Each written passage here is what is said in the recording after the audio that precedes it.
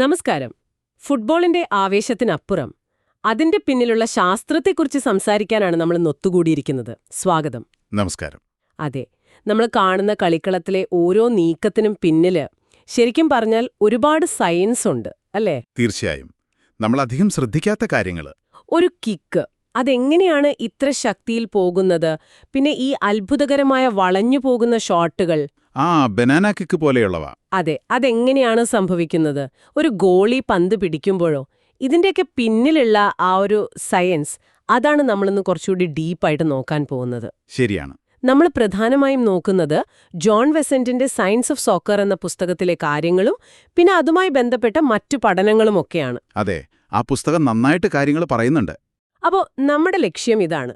ഫുട്ബോളിലെ ഈ പറയുന്ന കിക്ക്, ത്രോ ഇൻ, ഹെഡിങ്, ഇതിന്റെയൊക്കെ പിന്നിലെ ആ ഒരു ബേസിക് ഫിസിക്സ് ഇല്ലേ, അത് കുറച്ച് സിമ്പിളായിട്ട് എന്നാൽ ഇൻട്രസ്റ്റിംഗ് ആയിട്ട് മനസ്സിലാക്കണം.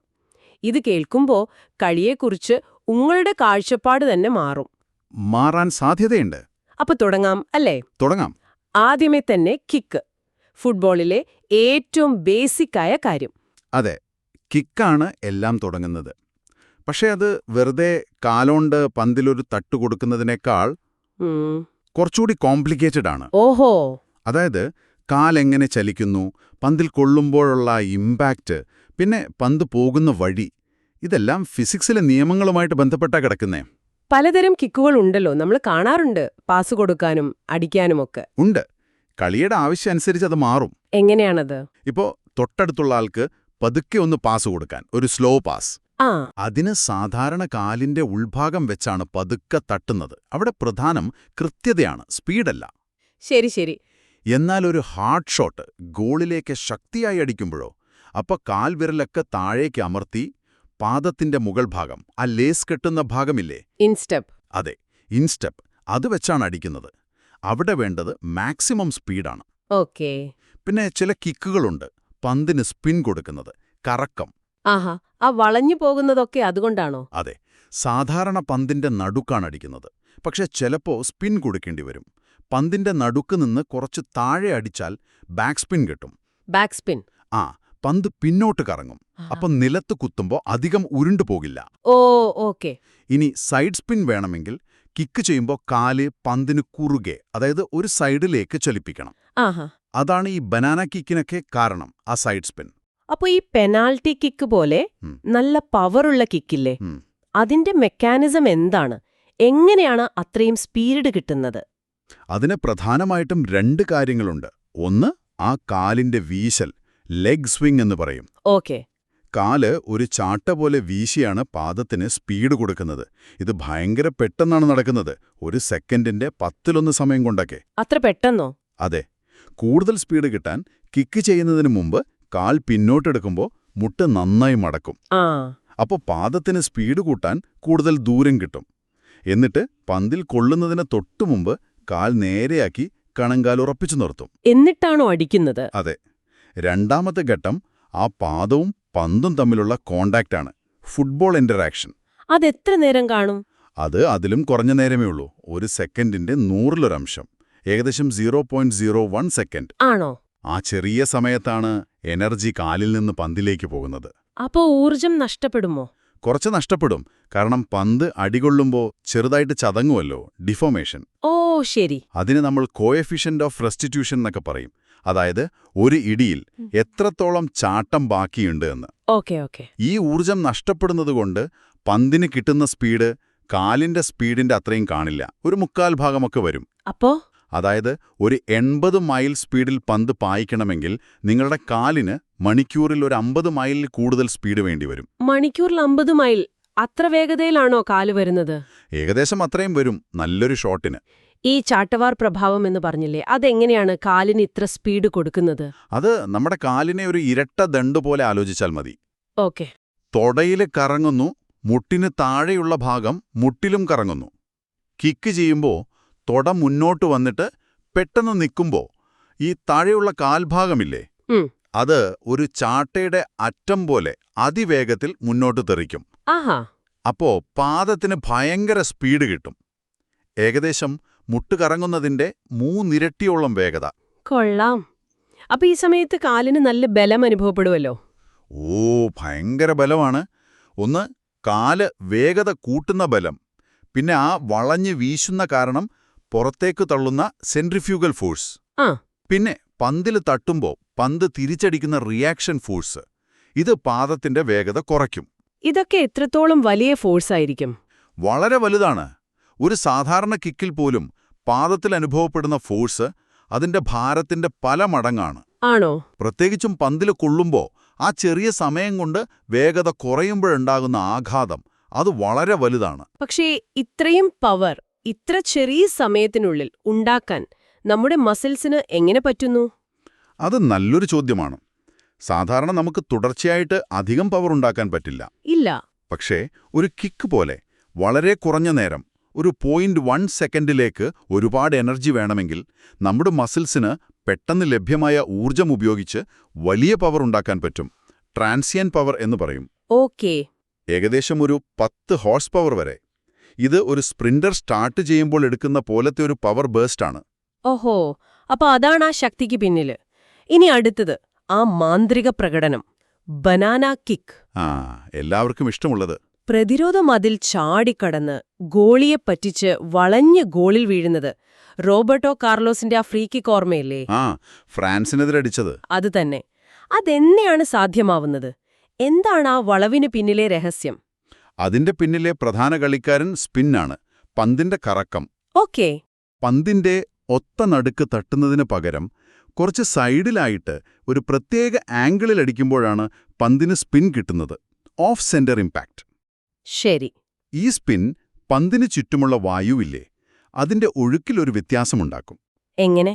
പന്ത് കറങ്ങുമ്പോൾ ഒരു സൈഡിലൂടെ വായു വേഗത്തിലും മറ്റേ സൈഡിലൂടെ പതുക്കെയും പോകും. ഈ സ്പീഡ് വ്യത്യാസം കാരണം പന്തിന്റെ രണ്ട് സൈഡിലും പ്രഷർ വ്യത്യാസം വരും. ഓഹോ. പ്രഷർ കൂടിയ ഭാഗത്തു നിന്ന് കുറഞ്ഞ ഭാഗത്തേക്ക് ഒരു തള്ളലുണ്ടാകും. Sideways force. ഇതാണ് മാഗ്നസ് ഇഫക്റ്റ്. Magnus effect. അതെ. ഈ ഫോഴ്സാണ് പന്തിനെ ഇങ്ങനെ വളയ്ക്കുന്നത്. ക്ലോക്ക് വൈസ് സ്പിന്നാണെങ്കിൽ വലത്തോട്ടും ആന്റി ക്ലോക്ക് വൈസ് ആണെങ്കിൽ ഇടത്തോട്ടും വളയും. ഒരു കിക്കടിക്കുമ്പോൾ എത്ര എനർജിയാണ് ഈ സ്പിന്നിനു വേണ്ടി വരുന്നത്? ഒരുപാട് വേണോ? അതാണ് രസം. വളരെ കുറച്ചു മതി. മണിക്കൂറിൽ 50 മൈൽ സ്പീഡുള്ള ഒരു കിക്കിലെ മൊത്തം എനർജിയുടെ 1%. വെറും 1%. അത്രയുള്ളൂ? അതെ. അത്രയും മതി പന്തിന് സെക്കൻഡിൽ ഒരു 4-5 തവണ കറക്കാൻ. അപ്പോൾ ഭൂരിഭാഗം എനർജിയും സ്പീഡിനാണ് പോകുന്നത്. ഒരു ചെറിയ ഭാഗം മതി ഈ മാജിക് ഉണ്ടാക്കാൻ. അപ്പൊ കഴിവ് എന്ന് പറയുന്നത് ആ സ്പിന്നും വേഗതയും കൃത്യമായി കൊടുക്കുന്നതിലാണല്ലേ? അതെ. കൃത്യമായ സ്പിൻ, അതോടൊപ്പം ലക്ഷ്യത്തിലേക്ക് പന്തെത്തിക്കാനുള്ള കൃത്യത, രണ്ടും കൂടെ വരണം. ഈ മാഗ്നസ് എഫക്റ്റ് പണ്ടേ കണ്ടുപിടിച്ചിട്ടുണ്ടോ? ഓ ഉണ്ട്. 1672 ന്യൂട്ടൺ ടെന്നീസ് ബോൾ വളയുന്നതിനെക്കുറിച്ച് പറഞ്ഞിട്ടുണ്ട്. പിന്നെ 19-ാം നൂറ്റാണ്ടിൽ ഗുസ്താവ് മാഗ്നസ് പരീക്ഷണം നടത്തി. അങ്ങനെയാണ് ആ പേര് വന്നത്. ഇതിന്റെ പിന്നിലെ കാരണം കുറച്ചുകൂടി വ്യക്തമാക്കാമോ? ഈ ബൗണ്ടറി ലെയർ എന്നൊക്കെ പറഞ്ഞില്ലേ? പറയാം. പന്തിനോട് തൊട്ടടുത്ത് ഒട്ടിപ്പിടിച്ചൊഴുകുന്ന വായുവിന്റെ ഒരു നേർത്ത പാളിയാണ് ബൗണ്ടറി ലെയർ. ഓക്കേ. ഒരു പുഴയിൽ കരയോട് ചേർന്ന് പതുക്കെ ഒഴുകുന്ന വെള്ളം പോലെ. പന്ത് കറങ്ങുമ്പോൾ ഈ പാളി ഒരു വശത്ത് പന്തിൽ കൂടുതൽ ദൂരം പറ്റിയിരിക്കും, മറ്റേ വശത്ത് നേരത്തെ വിട്ടുപോകും. ഒരു അസിമെട്രി. അതെ. അങ്ങനെ വായു ഒരു വശത്തേക്ക് തള്ളപ്പെടുമ്പോൾ ന്യൂട്ടന്റെ 3-ാം നിയമം വെച്ച് പന്ത് എതിർവശത്തേക്ക് തള്ളപ്പെടും. അങ്ങനെയാണ് വളയുന്നത്. അപ്പൊ പന്തിന്റെ സർഫസ്, ആ തുന്നലുകളൊക്കെ പ്രധാനമാണോ? വളരെ പ്രധാനമാണ്. ഫുട്ബോളിലെ ആ തുന്നലുകൾ, അല്ലെങ്കിൽ ആ ചെറിയ പരുക്കൻ സ്വഭാവമില്ലേ, അത് വായുപ്രവാഹത്തെ ചെറുതായിട്ടൊന്ന് ഇളക്കും, ടർബുലൻസ് ഉണ്ടാക്കും. ഇത് കാരണം ഒരു പ്രത്യേക സ്പീഡിന് മുകളിൽ ഈ ബൗണ്ടറി ലെയർ കൂടുതൽ ദൂരം പന്തിൽ പറ്റിയിരിക്കും. അതുകൊണ്ട് പന്തിനു പിന്നിലെ ആ വായുചുഴികളുടെ വലിപ്പം കുറയും, ഡ്രാഗ് കുറയും. ഓ, അപ്പൊ പരുക്കൻ സർഫസ് നല്ലതാണോ? അതെ. കളിയുടെ സാധാരണ സ്പീഡുകളിൽ ഡ്രാഗ് കുറയ്ക്കാൻ ഇത് സഹായിക്കും. ഗോൾഫ് ബോളിലെ കുഴികൾക്കും ഇതേ ഉദ്ദേശമാണ്. ഈ പരുക്കൻ സ്വഭാവം മാഗ്നസ് ഇഫക്റ്റും കൂടുതൽ സ്റ്റേബിളാക്കും. അതുകൊണ്ടാണ് ബീച്ച് ബോളൊക്കെ കാറ്റത്ത് എങ്ങോട്ടൊക്കെയോ പറക്കുന്നത്. ശരി. കണക്കൊക്കെ വെച്ചിത് പറയാൻ പറ്റുമോ എത്ര വളയുമെന്ന്? പറ്റും. ഒരു 25 മീറ്റർ ദൂരെ 1 മീറ്റർ വളയണമെങ്കിൽ ലക്ഷ്യത്തിൽ നിന്ന് ഏകദേശം ഒരു 15 ഡിഗ്രി മാറ്റി അടിക്കേണ്ടി വരുമെന്നൊക്കെ കണക്കാക്കാം. കൊള്ളാം. ഇനി അടുത്തത് കൃത്യത. ആക്യുറസി. പെനാൽറ്റിക്കും ഫ്രീ കിക്കിനുമൊക്കെ ഇത് വളരെ പ്രധാനമാണല്ലോ. ഏറ്റവും പ്രധാനം കൃത്യത എന്ന് പറഞ്ഞാൽ നമ്മൾ അടിക്കുന്ന ഡയറക്ഷനും പന്തെത്തേണ്ട സ്ഥലവും തമ്മിലുള്ള ആംഗിൾ വ്യത്യാസം. ഓക്കെ. ഇപ്പോൾ ഒരു പെനാൽറ്റി ഏകദേശം 11 മീറ്റർ ദൂരെയുണ്ട്. ഗോൾ പോസ്റ്റിന്റെ 1 മീറ്റർ ഉള്ളിലായിട്ട് പന്ത് എത്തണമെങ്കിൽ ആ അടിക്കുന്ന ഡയറക്ഷനിലെ തെറ്റ് 5 ഡിഗ്രിയിൽ കൂടാൻ പാടില്ല. 5 ഡിഗ്രി, അത് വളരെ കുറവാണല്ലോ. അതെ, അത്രയും കൃത്യത വേണം. ഒന്നുകിൽ അടിക്കുന്ന ഫോഴ്സിന്റെ ഡയറക്ഷൻ മാറുക, അല്ലെങ്കിൽ പന്തിൽ കൊള്ളുന്ന പോയിന്റ് മാറുക. ഇതാണ് പിഴവിന് കാരണം. കളിക്കാർക്ക് എങ്ങനെയാണ് ഇത്ര കൃത്യത കിട്ടുന്നത്? അതാണ് രസം. പന്തിന് 5 ഡിഗ്രി കൃത്യത വേണമെങ്കിലും കാലിന് അത്രയും കൃത്യത വേണ്ട. അതെന്താ അങ്ങനെ? കാരണം പന്ത് കാലിനേക്കാൾ സ്പീഡിലാ പോകുന്നത്. പിന്നെ സൈഡിലേക്കുള്ള ചെറിയ തെറ്റുകളുടെ കുറച്ച് എനർജി പന്തിന്റെ കറക്കത്തിനു വേണ്ടി ഉപയോഗിക്കും. ആ. അപ്പോ ഏകദേശം ഒരു 15 ഡിഗ്രി വരെ കാലിന്റെ ഡയറക്ഷൻ മാറിയാലും പന്തിന്റെ ഡയറക്ഷൻ 5 ഡിഗ്രിയിൽ നിർത്താൻ പറ്റിയേക്കും. ഓ, അതൊരു അറിവാണ്. അതുകൊണ്ടാണ് കൃത്യത വേണ്ടപ്പോൾ കളിക്കാർ സൈഡ് ഫൂട്ട് കിക്ക് എടുക്കുന്നത്, കാലിന്റെ ഉൾവശം. ആ പരന്ന ഭാഗം വെച്ച്. അതെ, അവിടെ പന്തിൽ കൊള്ളുന്ന സ്ഥാനം മാറാനുള്ള സാധ്യത കുറവാണ്. സ്പീഡ് കുറവാണെങ്കിലും കൃത്യത കൂടും. ശരിയാണ്. ഇനി കിക്കുകളുടെ വേഗതയെക്കുറിച്ച് സംസാരിക്കാം. സാധാരണ എത്ര സ്പീഡിലാണ് ഒരു ഫുട്ബോൾ കിക്ക് പോകുന്നത്? ഏറ്റവും സ്പീഡ് കാണുന്നത് സാധാരണ പെനാൽറ്റി കിക്കുകൾക്കാണ്, നേരെ ഗോളിലേക്ക് അടിക്കുന്ന ഷോട്ട്. 1996 യൂറോ കപ്പിൽ പെനാൽറ്റികളുടെ ആവറേജ് സ്പീഡ് മണിക്കൂറിൽ 70 മൈലായിരുന്നു, ഏകദേശം 113 കിലോമീറ്റർ മണിക്കൂർ. ഓഹോ. ഏറ്റവും കൂടിയത് 80 മൈൽ വരെ പോയിട്ടുണ്ട്, 130 കിലോമീറ്റർ മണിക്കൂറിനടുത്ത്. ഗോൾ കിക്കിന് ദൂരമാണ് പ്രധാനം, അതുകൊണ്ട് അത്ര സ്പീഡ് കാണില്ല. ഓക്കേ. പിന്നെ ഒരു കാര്യമുണ്ട്, നിങ്ങളുടെ അടുത്തേക്ക് ഓടി വരുന്ന പന്തിനെയാണ് അടിക്കുന്നതെങ്കിൽ സ്പീഡ് കൂടും. ആണോ? അതെ, കാരണം പന്തിന് ഓൾറെഡി ഒരു സ്പീഡുണ്ട്. നിങ്ങളുടെ കിക്കിന്റെ സ്പീഡും കൂടെ ചേരും. ഏകദേശം വരുന്ന പന്തിന്റെ പകുതി സ്പീഡ് കൂടി കിക്കിന് ശേഷം കിട്ടും. ഉദാഹരണത്തിന്, നിങ്ങൾക്ക് നിർത്തിയിട്ട പന്തിനെ 80 MPH അടിക്കാൻ പറ്റുമെങ്കിൽ ഒരു 40 MPH വരുന്ന പന്തിനെ അടിച്ചാൽ അത് 100 MPH 80+0.5 × 40 വരെ പോകാം. ഓ, 100 മൈല്. അപ്പോ ഗോളിക്ക് പണി കൂടും. കൂടും. ഇനി പന്ത് വായുവിലൂടെ പോകുമ്പോഴെന്താണ് സംഭവിക്കുന്നത്? Air flow. വായു ഒരു തടസ്സമാണെന്നറിയാം. അതെങ്ങനെയാണ്? വായു തീർച്ചയായും വലിയൊരു ഘടകമാണ്. എയർ ഡ്രാഗ് എന്ന് പറയും. പന്ത് മുന്നോട്ട് പോകുമ്പോൾ വായു അതിനെ പിന്നോട്ട് വലിക്കും. അത് വേഗത കുറയ്ക്കുമല്ലോ. കുറയ്ക്കും, ദൂരവും കുറയ്ക്കും. നമ്മൾ നേരത്തെ പറഞ്ഞ ആ ബൗണ്ടറി ലെയർ ഇല്ലേ, അത് പന്തിന്റെ പിന്നിലെത്തുമ്പോൾ പന്തിൽ നിന്ന് വിട്ടുമാറി പിന്നിലൊരു വായുചുഴിയുണ്ടാക്കും, ടർബുലന്റ് വേക്ക്. അതാണ് ഡ്രാഗിന്റെ മെയിൻ കാരണം. അപ്പം മിനുസമുള്ള പന്തല്ലേ നല്ലത്? ഡ്രാഗ് കുറയില്ലേ? അങ്ങനെയല്ല, അവിടെ ഒരു ട്വിസ്റ്റുണ്ട്. ഒരു പ്രത്യേക സ്പീഡിന് മുകളിൽ, ക്രിട്ടിക്കൽ സ്പീഡ് എന്ന് പറയും, ഏകദേശം 50 MPH. ആ സ്പീഡിന് മുകളിൽ പന്തിലെ ഡ്രാഗ് പെട്ടെന്ന് കുറയും. ആണോ? അതെന്താ? കാരണം ആ സ്പീഡിൽ ബൗണ്ടറി ലെയർ തന്നെ കുറച്ചൊന്ന് ഇളകും, ടർബുലന്റ് ആകും. ഈ ഇളക്കം കാരണം വായുവിന് പന്തിനോട് കൂടുതൽ ചേർന്ന് പിന്നിലേക്ക് പോകാൻ പറ്റും. ഓ. അപ്പോ ആ വായുചുഴിയുടെ വലിപ്പം കുറയും, ഡ്രാഗും കുറയും. ഫുട്ബോളിലെ തുന്നലുകൾ ഈ ക്രിട്ടിക്കൽ സ്പീഡ് കുറഞ്ഞ വേഗതയിൽ തന്നെ എത്താൻ സഹായിക്കും. അതായത് കളിക്കുന്ന സാധാരണ സ്പീഡിൽ ഡ്രാഗ് കുറയ്ക്കാൻ ഈ തുന്നലുകൾ സഹായിക്കുന്നു. അതെ. അതാണ് അതിന്റെ ഗുണം. കൊള്ളാം. ഇനി കിക്കല്ലാതെ മറ്റു ചില കാര്യങ്ങൾ നോക്കാം. ത്രോ ഇൻ, ഹെഡിംഗ്, ഗോളി പിടിക്കുന്നത്, ഇതിന്റെയൊക്കെ പിന്നിലെന്താണ്? ഓരോന്നിനും അതിൻ്റെതായ പ്രത്യേകതയുണ്ട്. ത്രോയിൻ എങ്ങനെയാണ്? ത്രോ ഇൻ ഒരു 10 യാർഡ് ദൂരേക്ക് എറിയാൻ ഒരു 20 MP സ്പീഡ് മതിയാവും. പക്ഷെ ഒരു 30-40 യാർഡ് ദൂരേക്ക് പോണമെങ്കിൽ വായുവിന്റെ തടസ്സം കാരണം ഒരു 45 MP സ്പീഡിൽ എറിയേണ്ടി വരും. ആ. നിയമമനുസരിച്ച് 2 കാല് നിലത്ത് വേണം, തലയ്ക്ക് പിന്നിലൂടെ എറിയണം. ഗോളിയുടെ ത്രോയോ? ഗോളിക്ക് കുറച്ചുകൂടി ദൂരത്തിലും കൃത്യതയിലും എറിയാൻ പറ്റും. കാരണം ഒരു കൈയല്ലേ ഉപയോഗിക്കുന്നത്, ശരീരത്തിന് മറ്റ് പേശികൾ ഉപയോഗിക്കാം. ഓക്കേ. ഹെഡിങ്ങോ? ഹെഡിങ് സാധാരണ നെറ്റിയുടെ മുകൾ ഭാഗം വെച്ചാണ്. ഡിഫെൻഡ് ചെയ്യുമ്പോൾ കഴുത്തുറപ്പിച്ച് പന്തിന്റെ ഫോഴ്സ് എടുക്കുകയാണ് ചെയ്യുന്നത്. അറ്റാക്ക് ചെയ്യുമ്പോൾ തലകൊണ്ട് പന്തിനെ തള്ളും, പക്ഷെ കിക്കിന്റെ അത്ര സ്പീഡ് കിട്ടില്ല. തലയിലെ പന്ത് കൊണ്ടാൽ പ്രശ്നമുണ്ടോ? നല്ല സ്പീഡിൽ 50 MPയൊക്കെ തയ്യാറെടുപ്പില്ലാതെ കൊണ്ടാൽ വലിയ ആഘാതമുണ്ടാകാം. 50 ഡിഗ്രി എന്നൊക്കെ പറഞ്ഞാൽ ബോധം വരെ പോകാം. അതുകൊണ്ട് ശ്രദ്ധിക്കണം. ശരിയാണ്. ഇനി ഗോളി പഞ്ച് ചെയ്യുന്നത് കാണാറുണ്ടല്ലോ. ആ പഞ്ച്, അത് പന്ത് പിടിക്കാൻ പറ്റാത്ത അവസ്ഥയിൽ മുന്നിൽ ആളുകളൊക്കെ ഉണ്ടെങ്കിൽ പന്ത് പഞ്ച് ചെയ്ത് ദൂരേക്ക് കളയാനാണ്. അതിനെത്ര ദൂരം കിട്ടും? കിക്കിന്റെ അത്രയും കിട്ടില്ല, ഒരു 20 യാർഡൊക്കെ കിട്ടിയേക്കാം. ഓക്കെ. പിടിക്കുന്നതോ ക്യാച്ചിങ്? ക്യാച്ച് ചെയ്യുമ്പോൾ ഗോളി കൈകൾ പന്ത് വരുന്ന അതേ ദിശയിൽ കുറച്ച് പിന്നോട്ട് വലിക്കുന്നത് കണ്ടിട്ടില്ലേ? ഉണ്ട്. അത് ആ ഇമ്പാക്റ്റ് കുറയ്ക്കാനാണ്. അല്ലെങ്കിൽ കൈയിൽ നിന്ന് തെറിച്ചു പോകും, നല്ല ഫോഴ്സ് വരും. ആ ശരിയാണ്. ഇനി പന്ത് റിസീവ് ചെയ്യുന്നത് ട്രാപ്പിംഗ്. അതും ഇതുപോലെയാണ്. വേഗത്തിൽ വരുന്ന പന്തിനെ നിയന്ത്രിക്കണം. പന്ത് കാലിൽ തട്ടി തെറിച്ചു പോകാതിരിക്കാൻ പന്ത് തട്ടുമ്പോൾ കാൽ ചെറുതായിട്ട് പിന്നോട്ട് വലിക്കണം. ടൈമിംഗ് വളരെ പ്രധാനമാണല്ലേ? ഭയങ്കര പ്രധാനം. കാരണം പന്ത് കാലിൽ തട്ടുന്ന സമയം വളരെ കുറച്ചേ ഉള്ളൂ. അതിനുള്ളിൽ ഇത് ചെയ്യണം. നല്ല ആന്റിസിപ്പേഷൻ വേണം. ഇനി അവസാനമായിട്ട് കാറ്റ്. കാറ്റ് കളിയെ ഒരുപാട് മാറ്റുമല്ലോ. ഓ, കാറ്റ് വലിയൊരു ഘടകമാണ്. പന്തിന്റെ മുകളിലൂടെയുള്ള വായുവിന്റെ സ്പീഡ് മാറ്റിക്കൊണ്ട് കാറ്റ് പന്തിലൊരു എക്സ്ട്രാ ഫോഴ്സ് ഉണ്ടാക്കും. പിൻകാറ്റാണെങ്കിലോ?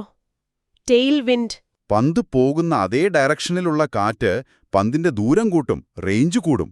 ഒരു ഗോൾ കിക്ക് അടിക്കുമ്പോൾ കാറ്റിന്റെ ഓരോ മൈൽ സ്പീഡിനും ദൂരം 1 യാർഡ് വെച്ചു കൂടാം. ആണോ? അപ്പൊ ഗോളിയുടെ കണക്കുകൂട്ടൽ തെറ്റാ. എതിർക്കാറ്റോ? Head wind. അത് ദൂരം നന്നായിട്ട് കുറയ്ക്കും. നല്ല ശക്തിയുള്ള എതിർക്കാറ്റാണെങ്കിൽ 30 മൈൽ സ്പീഡൊക്കെ പന്ത് മുന്നോട്ടു പോകാതെ താഴെ വീഴും. ഓ. അതിലും ശക്തമായ കാറ്റാണെങ്കിൽ 40 മൈൽ സ്പീഡൊക്കെ ചിലപ്പോൾ പന്ത് പിന്നോട്ട് വരെ പോകാം. അവിശ്വസനീയം. സൈഡിൽ നിന്നുള്ള കാറ്റോ? അത് പന്തിന്റെ ഡയറക്ഷൻ മാറ്റും, വളയ്ക്കും. ഒരു ഗോൾ കിക്ക് അടിക്കുമ്പോൾ ഒരു 10 മൈൽ സ്പീഡുള്ള കാറ്റ് മതി പന്തിന്റെ പാത 5 യാർഡ് വരെ മാറ്റാൻ. അപ്പോ പാസൊക്കെ കൊടുക്കാൻ ബുദ്ധിമുട്ടാവും. നല്ല ബുദ്ധിമുട്ടാവും. കൃത്യതയെ നന്നായി ബാധിക്കും. അപ്പോ നമ്മളിന്ന് കേട്ട കാര്യങ്ങൾ വെച്ച് നോക്കുമ്പോ ഫുട്ബോൾ എന്നു പറയുന്നത് വെറും കായികക്ഷമത മാത്രമല്ല. അല്ല. നമ്മൾ കാണുന്ന ഓരോ നീക്കത്തിനും പിന്നില്, ഓരോ കിക്കിനും പാസിനും ഹെഡിനും പിന്നില് വ്യക്തമായ ഫിസിക്സ് ഉണ്ട്. കിക്കിന്റെ സ്പീഡ്, ആ വളഞ്ഞു പോകുന്ന മാഗ്നസ് ഇഫക്റ്റ്, വായുവിന്റെ കളി, കാറ്റ് എല്ലാം പരസ്പര ബന്ധപ്പെട്ട് കിടക്കുന്നു. അതെ. ഈ അറിവ് കിട്ടിയതുകൊണ്ട് ഇനി നിങ്ങളൊരു ഫുട്ബോൾ മാച്ച് കാണുമ്പോൾ കുറച്ചുകൂടി ശ്രദ്ധിക്കും അല്ലേ? ആ പന്ത് എങ്ങനെ പോകുന്നു, എന്തുകൊണ്ടങ്ങനെ പോകുന്നു എന്നൊക്കെ. ഇത് വെറുമൊരു കളി മാത്രമല്ല, സയൻസ് കൂടിയാണ്. തീർച്ചയായും. ഒരു കാര്യം കൂടി ആലോചിക്കാം. ഈ കളിക്കാരതൊന്നും പഠിച്ചിട്ടോ ഓർത്തിട്ടോ അല്ലല്ലോ കളിക്കുന്നത്. അല്ല. പക്ഷേ ഏറ്റവും ബെസ്റ്റ് പ്ലെയേഴ്സ് അവർക്ക് ഈ നിയമങ്ങളൊക്കെ ഒരു സ്വാഭാവികതയോടെ ഉപയോഗിക്കാൻ പറ്റുന്നുണ്ട്. അവരുടെ ശരീരഭാഷയിലൂടെ, പരിശീലനത്തിലൂടെ. ശരിയാണ്. അപ്പോ ഈ സ്കിൽ അഥവാ കഴിവ് എന്ന് നമ്മൾ പറയുന്നത് ഒരു പരിധിവരെ ഈ ഫിസിക്സിനെ അറിയാതെയാണെങ്കിലും ഏറ്റവും നന്നായി ഉപയോഗിക്കാനുള്ള ഒരു കഴിവ് കൂടിയല്ലേ? നല്ലൊരു പോയിന്റാണ്. അടുത്ത തവണ ഒരു ബനാന കിക്ക് കാണുമ്പോൾ ആ സ്പിന്നും വായുവും മാഗ്നസ് എഫക്റ്റുമൊക്കെ ഒന്നോർത്തു നോക്കൂ.